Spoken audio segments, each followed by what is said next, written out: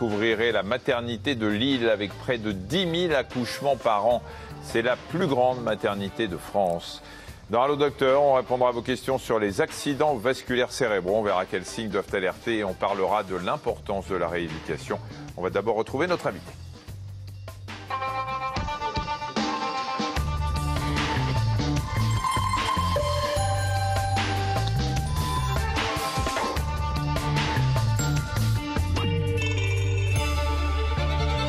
Avec notre invité, on va parler coup dur, dépassement de soi, résilience, force de caractère.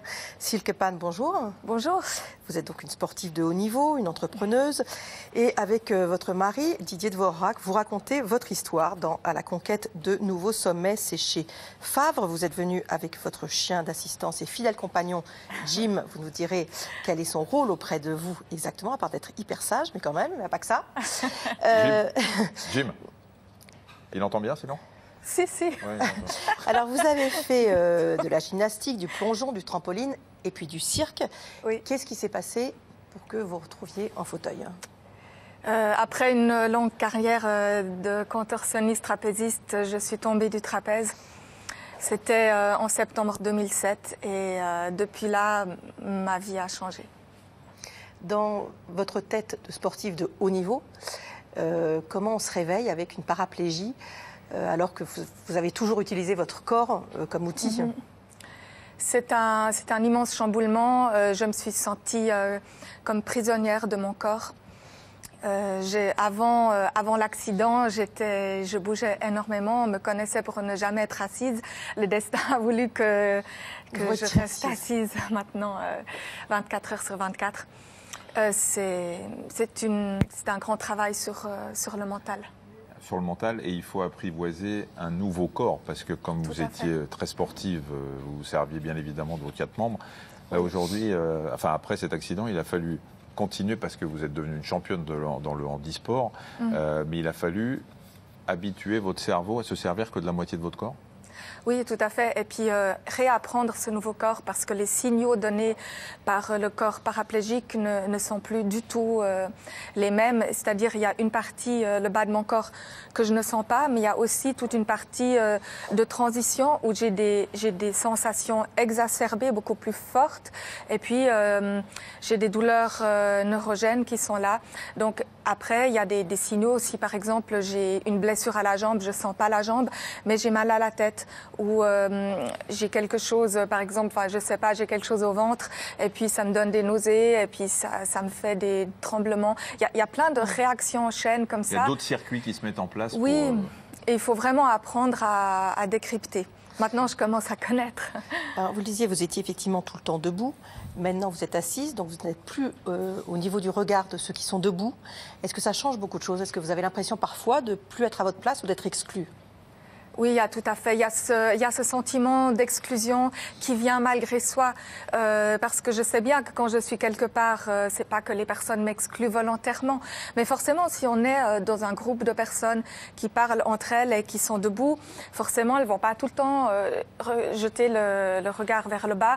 Et puis, au fur et à mesure de la conversation, on est exclu, on se sent, on est dans un autre monde malgré tout, en étant tout le temps au fauteuil, oui.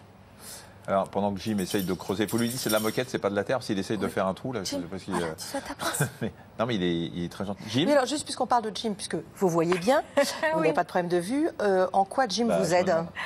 Il est, alors, c'est un chien d'assistance, mais qui n'a pas toute la formation complète, comme les chiens d'aveugles comme ça. C'est surtout pour moi une sécurité en cas de, si je tombe ou si je suis bloquée sur un monte-escalier, que je suis seule chez moi, il alerte. Il alerte, je peux l'amener à alerter. D'accord. Alors, Marina l'a dit, vous étiez à hauteur, vous n'étiez plus debout à la hauteur des yeux de ceux qui vous parlaient, jusqu'à ce qu'on vous fasse essayer un exosquelette. Alors, j'ai eu la chance, moi, de vous voir, puisqu'on a tourné cette émission qui passera à la rentrée des pouvoirs extraordinaires du corps humain, où vous mettez sur un exosquelette et vous vous mettez debout.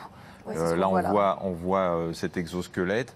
Ça vous a fait quoi le jour où vous êtes mise debout, même si c'est avec ça? J'avais l'impression de revivre quelque chose que j'avais irradié de ma tête. Enfin, là, je retrouvais quand même des sensations de ma vie, de valide. Et j'avais cru que je n'allais jamais retrouver ces sensations-là. C'était vraiment quelque chose d'irréel pour moi. Au moment où la première fois j'ai pu me remettre debout et surtout où j'ai vu mes jambes qui ont refait le mouvement de la marche grâce au moteur de l'exosquelette. C'était incroyable, c'était vraiment très très fort. Oui, mais du coup on imagine que c'est extrêmement difficile et frustrant après de se remettre dans son fauteuil, ou c'est quand même malgré tout un soulagement parce que ça doit être très fatigant. Oui, il y a les deux.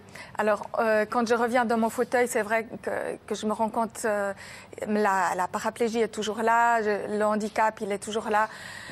C'était juste un petit rêve d'un moment.